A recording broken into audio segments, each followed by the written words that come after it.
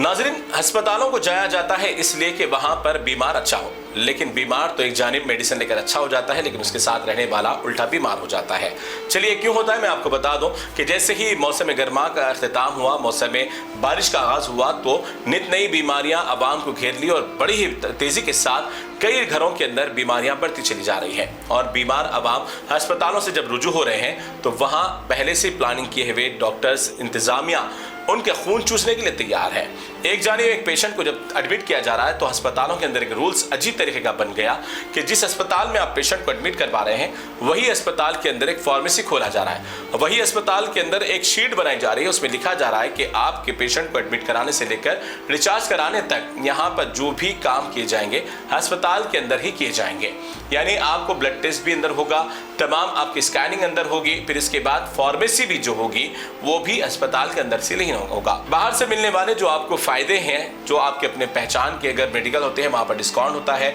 या फिर स्कैनिंग में डिस्काउंट होता है, या फिर ब्लड टेस्ट वगैरह में स्कैन में आपको डिस्काउंट होता है, तो ये तमाम डिस्काउंट से आप महरूम हो जाएंगे, क्योंकि आपको अस्पताल के उस अहदनामे पर दस्तखत करना होगा। फिर इसके बाद ही आपके पेशेंट को लिया जाएगा। जब आप पेशेंट को रख देते हैं तो हैरत की बात यह है कि कौन सा मेडिसिन कितने बार चढ़ाया गया ये कोई लिस्ट में मौजूद नहीं है। फिर इसके बाद 24 घंटे या 48 घंटे या 72 घंटे जब अस्पताल से जब डिस्चार्ज हो जाते हैं तो इतनी बड़ी बिल लाकर आपके हाथ को थमाई जाती है। इसके वो देखकर आपकी आंखें फटी की फटी हो जाती है कि आखिर इतना मेडिसिन एक पेशेंट को कैसे लगा। जब आप सवाल करेंगे तो फिर आप पर नित नए इल्ज़ामात आयद किए जाएंगे, फिर परेशान किया जाएगा। फिर हैरत ताज्जुब की बात यह है कि फिर आपको ये भी नहीं मालूम होगा कि कितनी दवाई लगी और कितनी नहीं लगी, लेकिन सीधा सीधा हजारों का बिल आपके हाथ में थमा दिया जाएगा। आखिरकार ये कब तक खानगी यानी प्राइवेट हॉस्पिटलों की मनमानी बढ़ती जाएगी? कैसे लोगों को इतनी सख्त इजाजत दे दी गई है कि इन्हीं का ही हॉस्पिटल, इन्हीं की फार्मेसी, इन्हीं के लैब टेक्नीशियन यानी तमाम इन्हीं का होगा, तो बाहर के अवाम को जो मिलने वाली सहूलियात है